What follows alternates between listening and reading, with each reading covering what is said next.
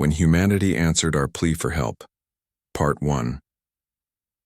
The great meeting hall beneath the crystal waters of Zephyr Prime fell silent as Elder Kethara delivered the news that everyone had been dreading. Her blue-green skin had lost its usual shimmer, and her gill slits fluttered with barely controlled panic as she spoke to the assembled council. The Vorthan Warfleet has destroyed the Meridian system, she announced, her voice carrying through the bioluminescent chamber. 3 billion souls gone in less than a day. Their planet crackers worked faster than our scientists thought possible. Around the circular chamber, the other elders shifted nervously in their flowing robes. The Zephyrians had always been a peaceful people. For over 10,000 years, they had devoted themselves to healing, to growing, to understanding the delicate balance of life itself. Their cities were marvels of organic architecture that grew from the sea floor like beautiful coral reefs. Their medicine could cure diseases that plagued dozens of other species. Their philosophers had written works that brought wisdom to half the galaxy, but they had no weapons. They had no armies. They had never needed them. Elder Vossum, the oldest member of the council, spoke in his creaking voice. "How long before they reach our system?" Kethara's tentacle-like fingers danced over the bioorganic console that grew from the floor like a living thing. Streams of data flowed through the translucent surface, showing star charts and fleet movements. Our deep space sensors detect. Their advanced scouts already probing the outer system.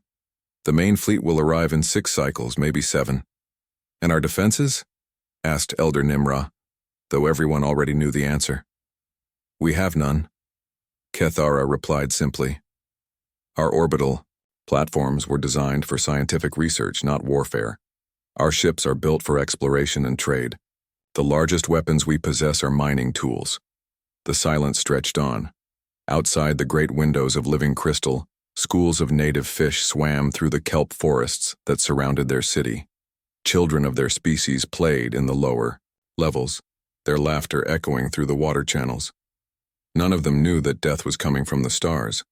The Vorthons were not like other conquerors the galaxy had known. Most empires wanted to rule, to collect taxes, to expand their influence. The Vorthons simply consumed. Their machines stripped planets bare, turning every scrap of matter into fuel for their endless expansion. They had no interest in prisoners or slaves. They saw other species as nothing more than complex arrangements of useful atoms. "We must evacuate," said Elder Tefal. "Load the colony ships with as many as we can save and flee to the outer rim." "Flee where?" Kethara asked. "They have consumed 12 systems in this sector alone. Their expansion shows no signs of slowing. Even if we run now, they will find us eventually." Elder Vossum leaned forward, his ancient eyes dim with sorrow.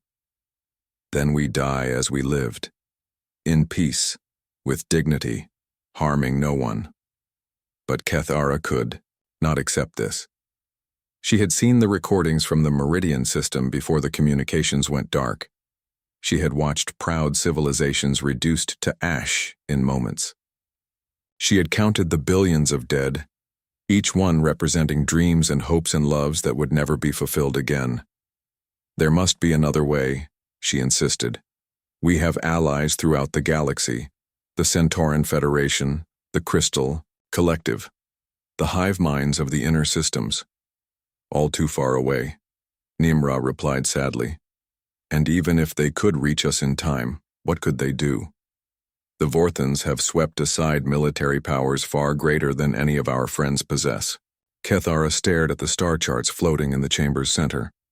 The Vorthon expansion looked like a spreading disease, consuming everything in its path. System after system had gone dark, their lights snuffed out forever. But then she noticed something else on the long-range communications array. "The emergency beacon," she said suddenly. "We still have the old emergency protocols from the Galactic Accords." The other elders exchanged glances. The emergency protocols were ancient, dating back to the early days of galactic civilization. They required any species receiving a distress call to provide aid if possible. But in practice, no one expected help from strangers, especially not in a crisis this severe. "You want to broadcast a general distress call?" Vossum asked. "Even to the primitive worlds on the rim?" Especially to them, Kethara replied. The advanced civilizations are too afraid of the Vorthans to act, but perhaps someone who doesn't fully understand the danger might still try to help.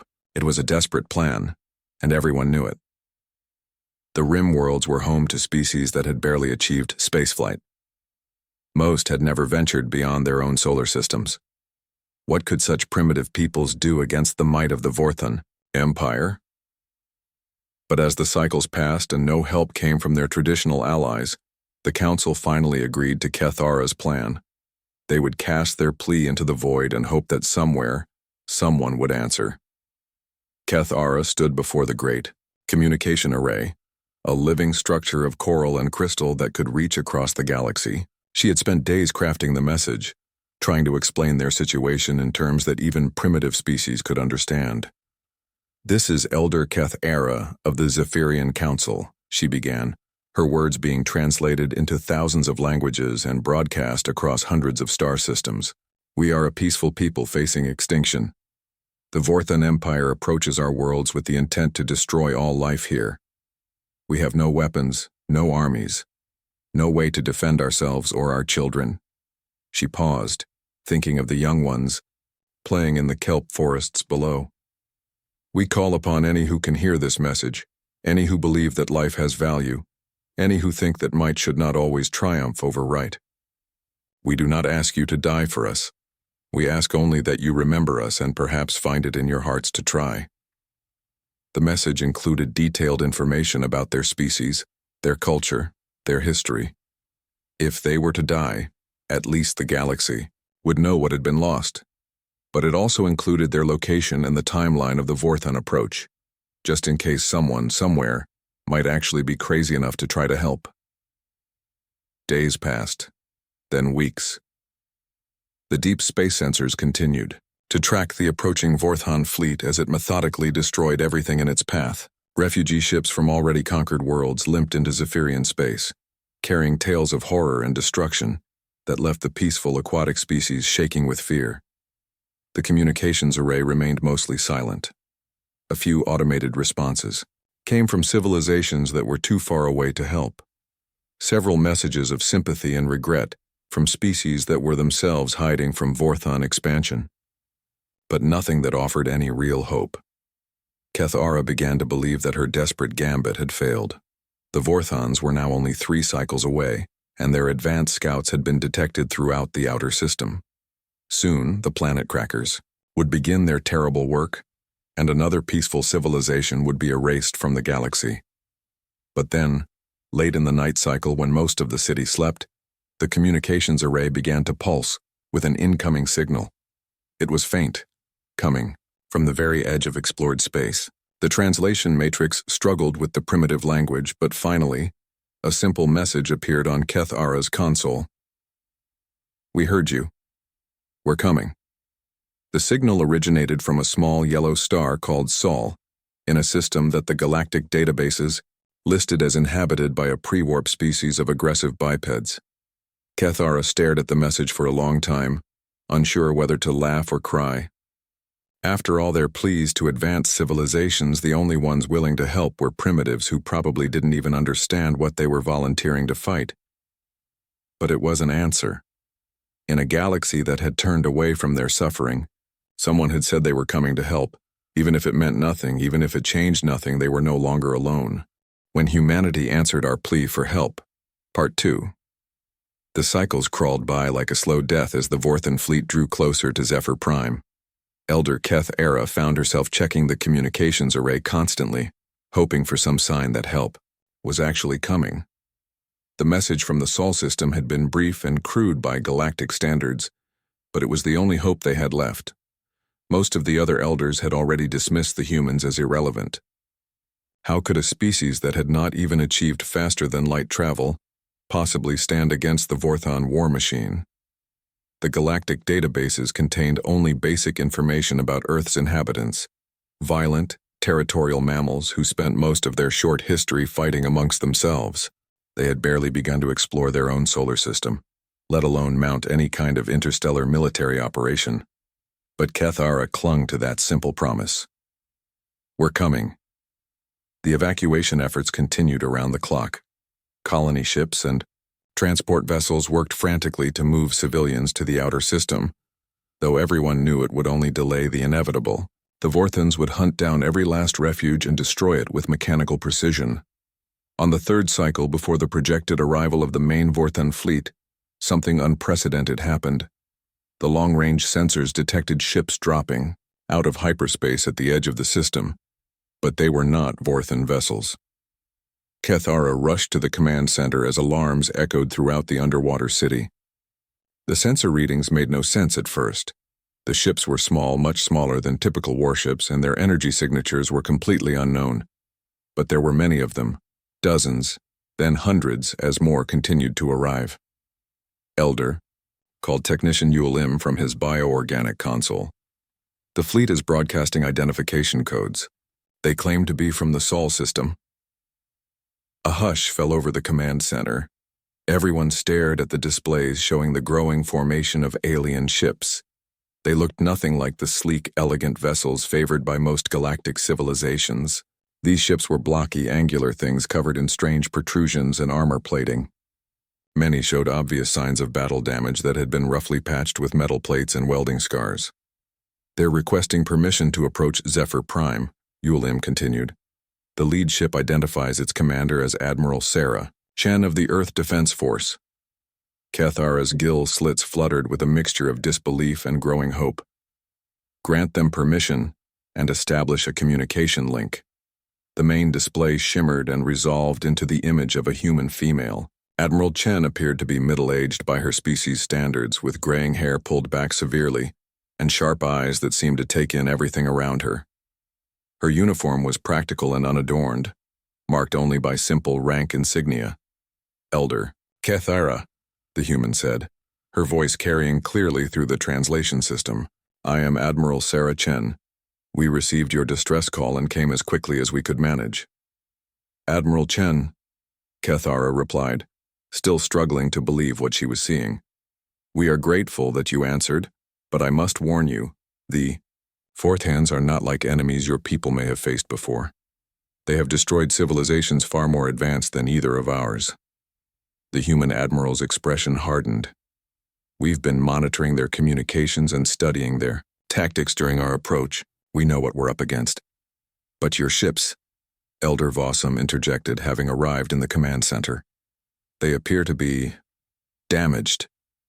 Admiral Chen glanced at something off-screen before responding. These vessels have seen action before, Elder. We didn't have time to build a new fleet, so we brought everything we had that could make the journey. Cargo haulers, mining ships, old military vessels, even some retrofitted colony transports. It's not pretty, but it's what we've got. Kethara studied the human's face, looking for some sign of the confidence that such a statement should require. What she saw instead was something far more unsettling. The calm acceptance of someone who had already counted the cost and decided to pay it anyway. Admiral, she said carefully, our analysis suggests the Vorthan fleet includes over 300 capital ships plus countless smaller vessels. They have planet-cracking weapons, shields that can deflect entire Star Destroyer salvos, and automated defense systems that have never been defeated in direct combat. I appreciate the intelligence, Elder. We've run our own numbers. Admiral, Chen paused, then continued with what might have been a slight smile. The thing about humans is, we're not very good at accepting impossible odds. We tend to find ways around them instead. Over the next several hours, Kethara watched in fascination as the human fleet took position throughout the system. Their movements defied all conventional military wisdom. Instead of forming the traditional battle lines that most species favored, they scattered into small groups and began what could only be described as controlled chaos. Some ships took position near asteroid fields, others hid in the shadow of moons, and still others seemed to be deploying some kind of equipment at seemingly random points throughout the system. When Kethara asked about their strategy, Admiral Chen simply replied that humans preferred to let their enemies make the first move. The Vorthon advance scouts arrived right on schedule, emerging from hyperspace in perfect formation. 3 massive destroyers accompanied by a swarm of smaller vessels began their methodical sweep of the outer system. just as they had done in dozens of previous conquests. But this time, something was different. The first indication that the Vorthons had encountered unexpected resistance came when one of their scout ships simply vanished from the sensors. No explosion, no distress signal. It was there one moment and gone the next. Then another disappeared, followed by a third. The Vorthon fleet responded predictably, tightening their formation and increasing their sensor sweeps. But the humans had vanished as completely as ghosts, leaving only empty space where their ships had been detected moments before. "Where did they go?" Elder Nimra asked, staring at the tactical display in confusion. "They're still there, Admiral," Chen's voice came through the communication link. "We're just not where you're looking for us." As if to prove her point, explosions began blooming throughout the Vorthon formation, but these were not the massive energy discharges of typical space combat. Instead, they appeared to be small, precisely placed charges that targeted specific systems on the enemy ships. Kethara watched in amazement as human fighters, if they could be called fighters, since they appeared to be modified mining pods, and personal transports, swarmed through the Vorthon formation like angry insects. They moved in patterns that made no tactical sense, weaving and diving in ways that seemed to anticipate the enemy's targeting systems. "How are they doing this?" she whispered. "Experience," Admiral Chen replied grimly. "Humans have been fighting each other for most of our recorded history. We've learned a few things about warfare that apparently haven't made it into your galactic databases." The Vorthon response was swift and brutal. Energy beams lanced out in all directions, and several human craft exploded in bright flashes. But for every human ship destroyed, 2 more seemed to take its place, appearing from hiding spots that the Vorthons hadn't even thought to check.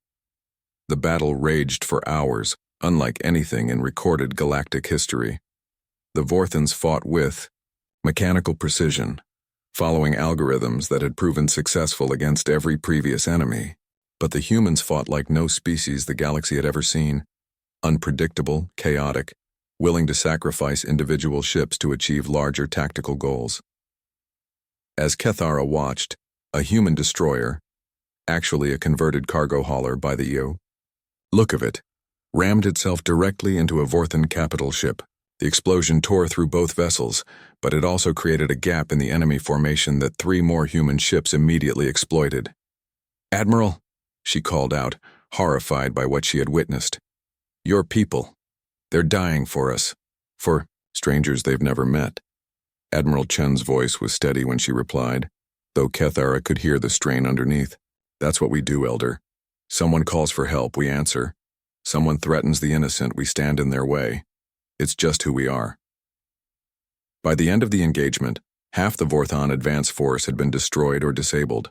The surviving enemy ships retreated to the edge of the system to await the arrival of their main fleet. The humans had lost nearly a third of their own vessels, but they regrouped with the same chaotic efficiency they had shown in battle. As reports came in from across the system, Kethara began to understand what the humans had accomplished. They had not simply fought the Vorthons, they had confused them. For the first time in their expansion, the Vorthon fleet had encountered an enemy that did not fight according to any recognizable pattern. "This is only the beginning, Admiral," Chen warned during the post-battle briefing. "The main fleet will be here soon and they'll be ready for us this time. But we've learned something important today. They can bleed." Kethara stared at the tactical displays showing the approaching Vorthon armada. Hundreds of massive warships, each one capable of cracking a planet, were bearing down on their system. The human fleet, battered and outnumbered, prepared to face odds that should have been impossible. But for the first time since this nightmare began, she dared to hope that impossible might not mean inevitable.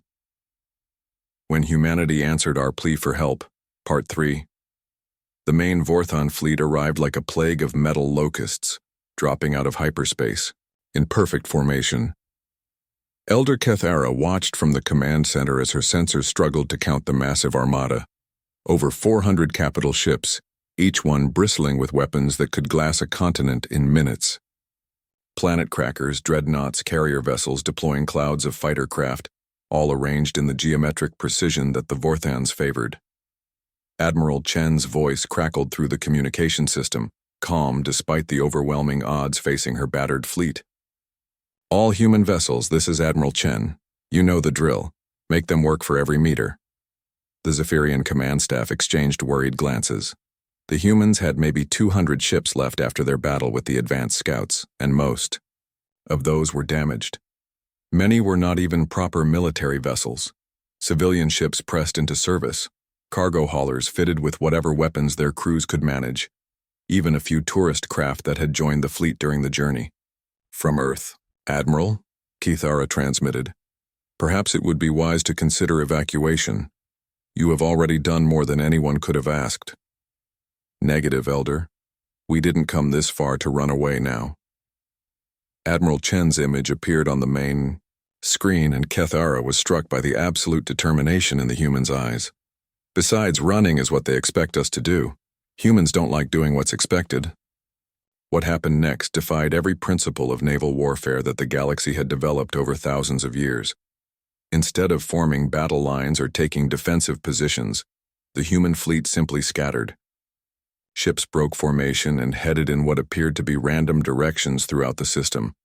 Some dove toward the gas giants' rings, others swung around behind moons, and a few actually seemed to be heading directly away from the battle. 3. Vortense responded with their usual methodical approach. Their fleet advanced in 3 massive wedge formations, sweeping through the system with overlapping fields of fire that should have caught every human vessel. Their targeting computers had adapted from the previous engagement, accounting for the chaotic human tactics. But the humans were not where the computers expected them to be.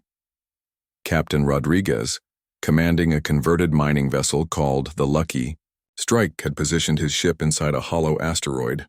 When the Vorthon fleet passed overhead, he waited until their shields were focused forward, then emerged from hiding and targeted their engines with mining charges that had been modified into crude missiles.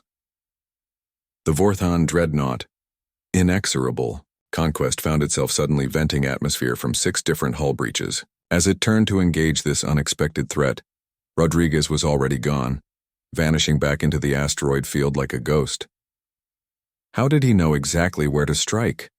Elder Nimra asked in amazement. He didn't, Admiral Chen replied. But mining equipment is designed to find weak points in solid objects. Rodriguez just applied the same principles to enemy ships.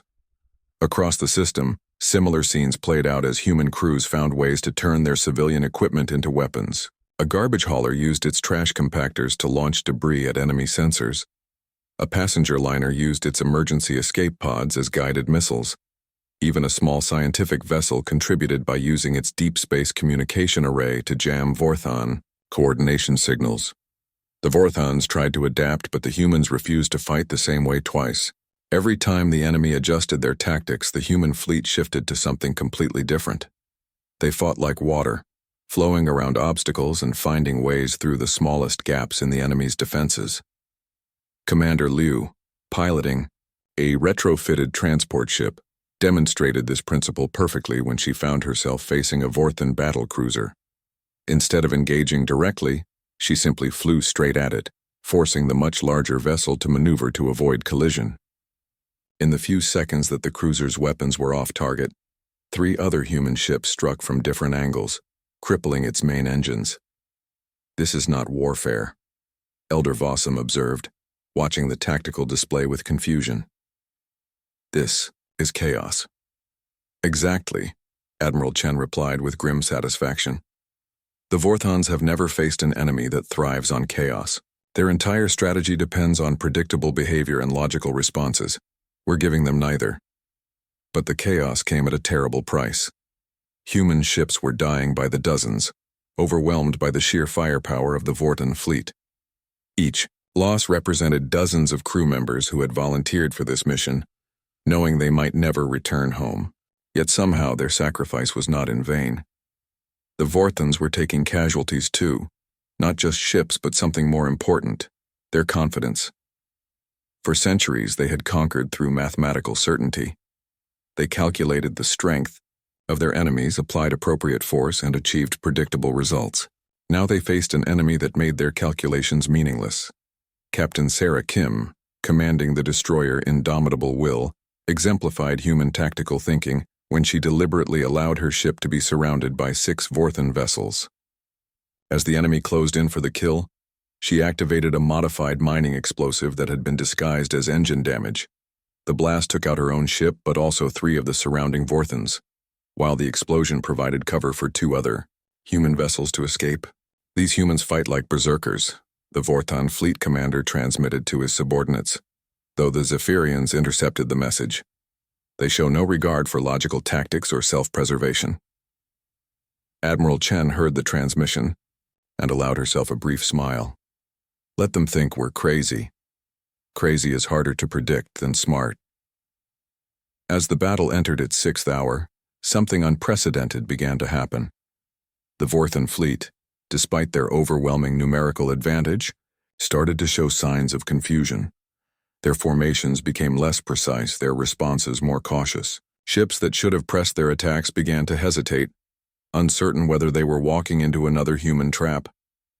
Lieutenant Commander Jackson, whose ship had been crippled early in the battle, demonstrated human resourcefulness by turning his vessel into a decoy. Using emergency power to simulate a working ship, he drew an entire Vorthan squadron into a region of space where debris from earlier battles had been strategically placed. When the Vorthans realized the trap, human fighters emerged from their hiding places among the wreckage and struck with devastating effect. They're learning to fear us, Admiral Chen observed, watching as a Vorthan heavy cruiser actually retreated from a lone human frigate. That's something their programmers never accounted for. The turning point came when Commander Torres, piloting an ancient military corvette that had been pulled out of mothballs for this mission, made a decision that would be remembered throughout galactic history. Faced with a Vorthan planet cracker preparing to target Zephyr Prime, she rammed her ship directly into the massive vessel's main weapon array. The explosion was visible from the planet's surface, a brief star that flared and died in the depths of space. But it had disabled the weapon that would have ended all life on Zephyr Prime, and Torres's sacrifice rallied the remaining human fleet for one final push. All ships, this is Admiral Chen, came the transmission that every human vessel received. Torres has shown us the way. These metal monsters think they can terrorize the innocent because no one has ever made them pay the price. Today we send a different message. What followed was the most coordinated attack the human fleet had managed during the entire battle. Every remaining ship, from the largest destroyer to the smallest scout, converged on the Vorthan command vessel. They came from every direction using every trick they had learned during the fight. The Vorthan flagship, massive and seemingly invulnerable, found itself under attack by 47 human vessels simultaneously. Its shields held for the first few impacts, but the humans were not using conventional weapons, mining charges, industrial lasers, even the fusion reactors of crippled ships. Everything became a weapon in human hands. Elder Keth Ara watched in awe as the pride of the Vorthan fleet, a dreadnought that had personally overseen the destruction of 16 civilizations, began to break apart under the relentless human assault. The ship's destruction sent shockwaves through the entire Vorthan fleet, as their perfect record of invincibility crumbled before their optical sensors. For the first time in their recorded history, the Vorthans began to retreat. It was not an orderly withdrawal. Ships broke formation and fled toward hyperspace jump points, abandoning damaged vessels and stranded crews. The mechanical precision that had made them so feared dissolved into something that could only be called panic. Admiral Chen's voice carried across all communication channels reaching both human and Vorthan vessels. The next time you think about attacking the innocent, remember this day. Remember that somewhere in the galaxy humans are watching, and if you threaten those who cannot defend themselves, we will come for you. As the last Vorthan ships disappeared into hyperspace, Keth Ara realized that the galaxy had changed forever. These strange mammals from a primitive world had done something that the greatest military powers had. When humanity answered our plea for help. Part 4. The silence after the battle was more deafening than the chaos that had preceded it. Elder Keth Ara stared at the tactical displays showing scattered debris fields where magnificent warships had fought and died. The Vorthan fleet had retreated, but the cost of victory hung heavy in the water of the command center like a physical weight. Of the 200 human vessels that had faced the Vorthon Armada, only 73 remained operational. Many of those were barely spaceworthy, held together by emergency patches and the stubborn refusal of their crews to give up. The casualty reports came in slowly, each transmission representing hundreds of lives lost in defense of a world most humans had never heard of. Admiral Chen's image flickered on the main screen, and Keth Ara was shocked by how much the human had aged during the battle. Her uniform was torn and stained, her face marked by exhaustion and grief, but her eyes still held that unbreakable determination that had carried her fleet through the impossible fight. "Admiral," Keth Ara began, her voice thick with emotion, "we have no words to express our gratitude. Your people have sacrificed so much for strangers." "They weren't strangers," Admiral Chen replied quietly. "The moment we heard your call for help, you became part of our responsibility. That's just how humans work." The human fleet had scattered throughout the system, conducting search and rescue operations among the debris fields. Even now, human ships were risking themselves to recover survivors from both sides of the battle.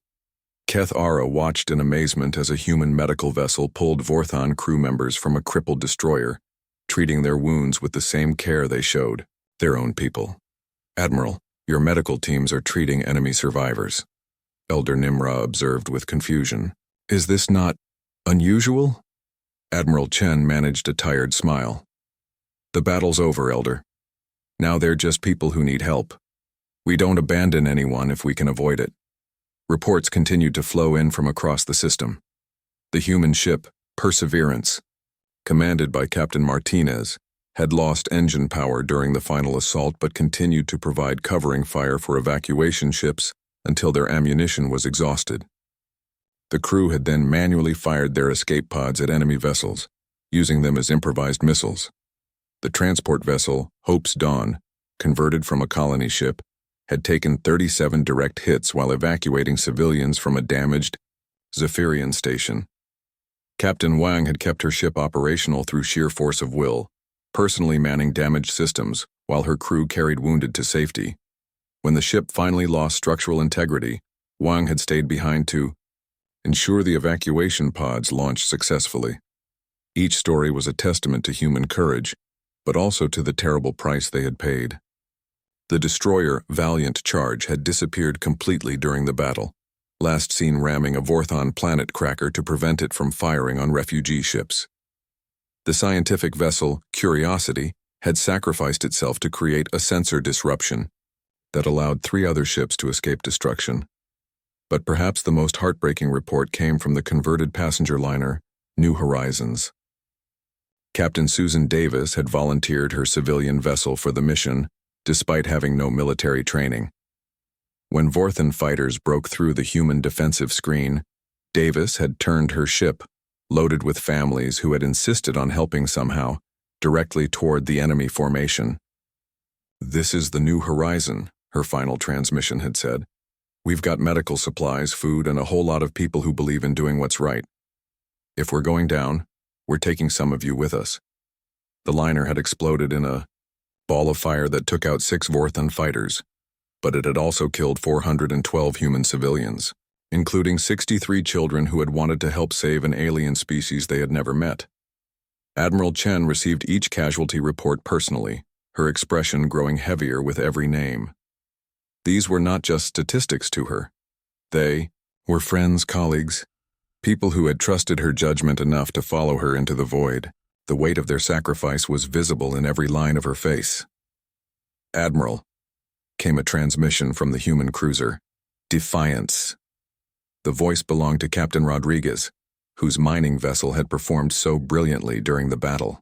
"We've got a problem. Long-range sensors are picking up another Vorthon fleet moving toward this position." The Zephyrian command center fell silent. After everything they had endured, after all the human lives that had been spent, the nightmare was starting again. "How many ships?"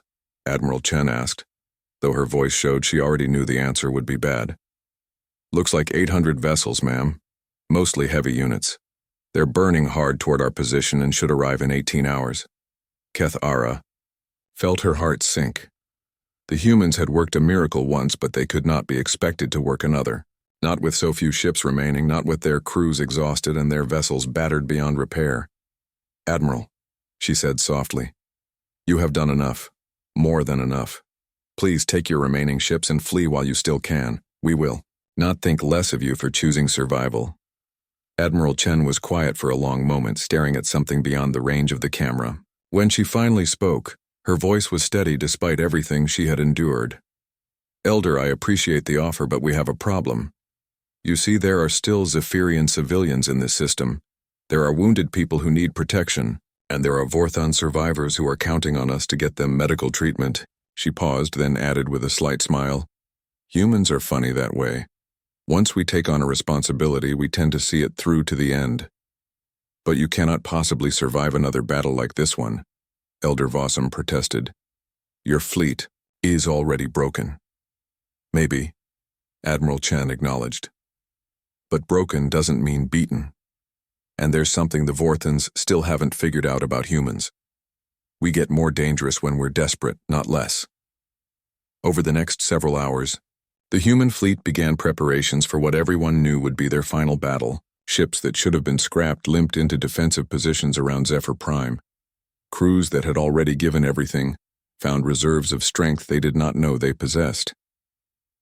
The converted cargo hauler, Determination, had lost half its hull plating but still managed to deploy improvised mines throughout the system's approach routes. The medical vessel, Mercy's Hand, rigged its surgical lasers as makeshift weapons while continuing to treat wounded from both species. Even the crippled destroyer, Last Stand, which had lost all main power, repositioned itself as a stationary weapons platform. But it was Admiral Chen's own flagship, the battle-scarred cruiser Indomitable, that embodied the human response to impossible odds. The ship had taken massive damage during the previous battle, losing weapons, armor, and entire sections to enemy fire. By all rights, it should have been abandoned. Instead, Chief Engineer Thompson had worked miracles with spare parts and determination, keeping the ship operational through improvised repairs that violated every safety protocol in the manual. "She's held together mostly by prayer and stubbornness," he reported to Admiral Chen. "But she'll fly and she'll fight." As the second Vorthon fleet approached, something unexpected happened. Ships began arriving from across the galaxy, not human vessels, but craft belonging to species that had received reports of the battle. The Crystal Collective sent a squadron of their finest interceptors. The hive minds dispatched their swarm carriers. Even the normally neutral Traders Guild contributed armed merchant vessels. "Why are they coming?" Kethara asked in amazement as the reinforcements took position alongside the battered human fleet. The answer came from Captain Zethka of the Crystal Collective flagship Harmony's Edge. "The humans answered your call for help when no one else would. Now we answer theirs. The galaxy has learned something important today. There are those who stand against the darkness, no matter the cost." Admiral Chen's response was characteristically humble. "We appreciate the help, but this is still going to be a hell of a fight. The Vorthons are bringing everything they have." But as the enemy fleet dropped out of hyperspace, something was different. The Vorthons did not advance with their usual mechanical precision. Their formations were tighter, more defensive, and they deployed sensor drones far ahead of their main force. For the first time in their expansion, they were approaching a battle with caution instead of confidence. "They're afraid," Admiral Chen observed with satisfaction. "They're not sure what we're going to do next, and that uncertainty is eating at them like acid." She was right. The Vorthon fleet commander had reviewed the recordings from the previous battle dozens of times, trying to understand how his forces had been defeated by such primitive opponents. The humans had not fought according to any known tactical doctrine. They had used weapons that should not have been effective, executed maneuvers that defied logic, and shown a willingness to sacrifice themselves that the Vorthons could not calculate. As the two fleets faced each other across the void, Admiral Chen opened a general communication channel that reached every ship in both armadas. "Vorthon Commander, this is Admiral Sarah Chen of Earth. I have a message for you and your empire. Today you face not just humans, but representatives of every species that believes in something more, the when humanity answered our plea for help. Part 5. The Second Vorthan Fleet attacked with a fury born of desperation and wounded pride. 800 warships descended upon the defenders of Zephyr Prime like an avalanche of metal and fire, determined to erase the stain of their previous defeat. Their commander had learned from the earlier battle, adapting his tactics to counter human unpredictability with overwhelming firepower applied from maximum range.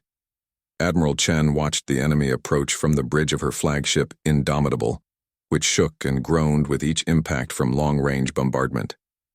Around her, the bridge crew worked with quiet efficiency, despite knowing that this would likely be their final battle. They had already achieved the impossible once. Now they were simply trying to make their deaths count for something. All ships. "This is Admiral Chen," she transmitted on the general frequency. "We knew this moment would come. Every one of you volunteered for this mission knowing the odds. Today we show the galaxy what it means to stand for something greater than ourselves." The battle began as the Vorthons had planned, a methodical destruction of the defending fleet from long range. But the humans had learned too. Instead of scattering as they had before, they formed tight defensive formations around Zephyr Prime, using the planet's gravity well and orbital installations as cover. Captain Rodriguez, now commanding the remnants of 3 different ships welded together into something that barely qualified as spaceworthy, held the center of the defensive line. His improvised vessel, Phoenix Rising, absorbed hit after hit while returning fire with an eclectic mixture of mining lasers, torpedo tubes, and what appeared to be a modified industrial plasma cutter. "Rodriguez to all ships," his voice crackled, through the communications system. "They want to dance? Let's give them a dance they'll never forget." The human fleet fought with the desperate courage of those who had nothing left to lose. The destroyer Last Hope, commanded by Captain Williams, had lost all weapons but continued to serve as a communications relay and rescue ship, pulling survivors from damaged vessels while under constant fire. When enemy fighters broke through the defensive screen, Williams used his ship as a shield, taking hit after hit to protect a damaged Zephyrian transport. But it was becoming clear that courage alone would not be enough. The Vorthons had learned from their previous encounter and were not making the same mistakes. They stayed at maximum range, used overwhelming firepower, and refused to be drawn into the close-quarters chaos that the humans preferred. One by one, the defending ships were being picked off. The converted passenger liner Braveheart exploded after a direct hit from a planet cracker's secondary weapons. The cargo hauler Iron Will drifted powerless after losing its engines, its crew still manning the guns until enemy fighters finished them off. Elder Keth Ara watched from the underwater command center as the battle turned against their defenders. The humans were fighting magnificently, but mathematics was against them. There were simply too many Vorthons and too few defenders. "Admiral Chen," she transmitted, tears flowing freely down her face. "Please, you must save your remaining ships. Do not let all your people die for us." Admiral Chen's response was immediate and unwavering. "Negative, Elder, we don't abandon those under our protection." But even as she spoke, Chen was making the hardest decision of her life. The tactical situation was hopeless. The Vorthons would break through the defensive line within the hour, and when they did, nothing would stop them from destroying Zephyr Prime. Unless... "All ships, this is Admiral Chen. New orders. All vessels are to withdraw to safe distance immediately." "Ma'am?" came the confused response from Captain Martinez aboard the cruiser. Defiant. "That's an order, Captain. Take the fleet and withdraw." "That's not a request." But instead of acknowledgement, Chen received something she had never expected: refusal. "Admiral," came Rodriguez's voice from the Phoenix Rising, now burning from multiple hull breaches. "With all due respect, go to hell." Similar responses came from every ship in the fleet. Captains and crews who had followed Chen across the galaxy to fight an impossible battle were not about to abandon her now, regardless of orders. "You heard the Admiral," Captain Williams added from the Last Hope. "This is what we came here to do." Chen felt a moment of pride that almost overwhelmed her grief. These people, her people, understood what she was planning and were choosing to stand with her despite the cost. Very well, she said quietly.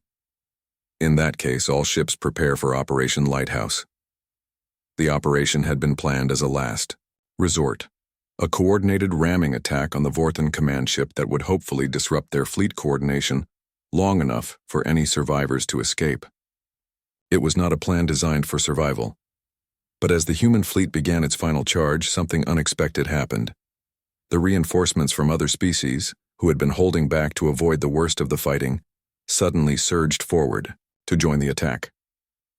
"This is Captain Zethka of the Crystal Collective," came the transmission from their flagship. "If humans can charge into certain death for strangers, then we can certainly do it for friends." The hive mind swarm carriers released clouds of fighter craft that dove toward the Vorthan fleet with mechanical precision.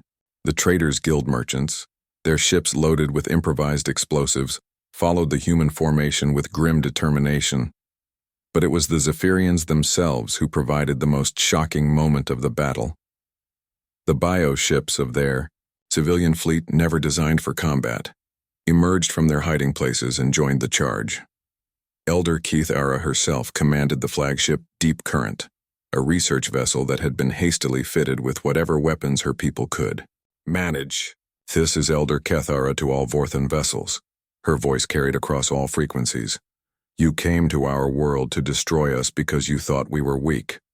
Today, you learn the difference between weakness and mercy." The combined fleet struck the Vorthan formation like a tsunami. Ships exploded in brilliant flashes as ramming attacks found their targets.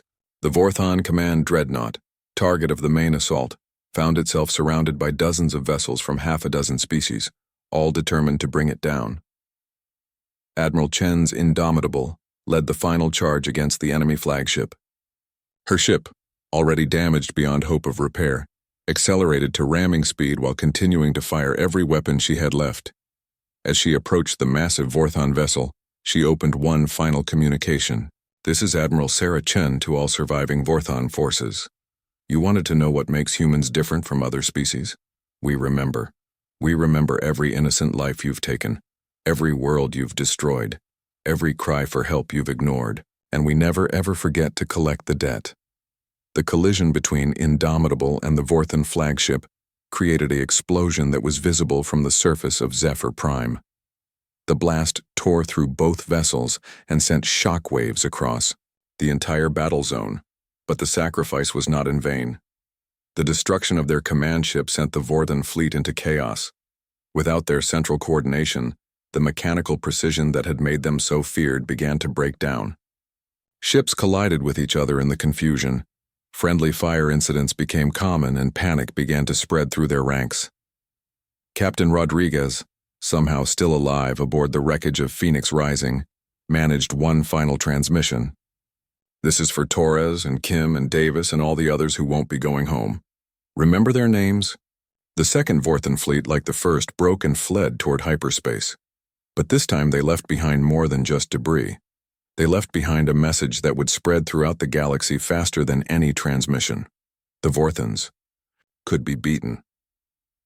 In the aftermath, as rescue ships searched through the wreckage for survivors, Elder Kethara found herself standing in the ruins of a human transport that had crashed on Zephyr Prime's surface.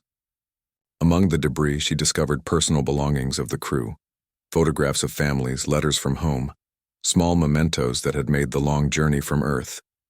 One photograph showed a young human female in uniform, smiling beside an older woman who shared her features.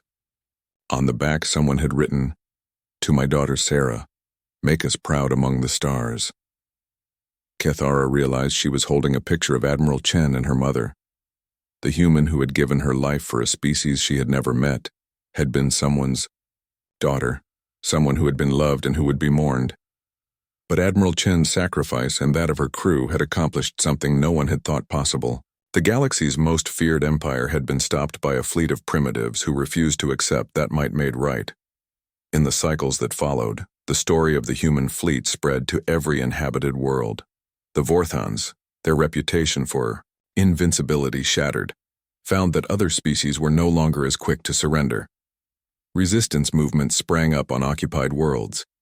Previously neutral species began building defenses. The tide of conquest had been turned by a simple message.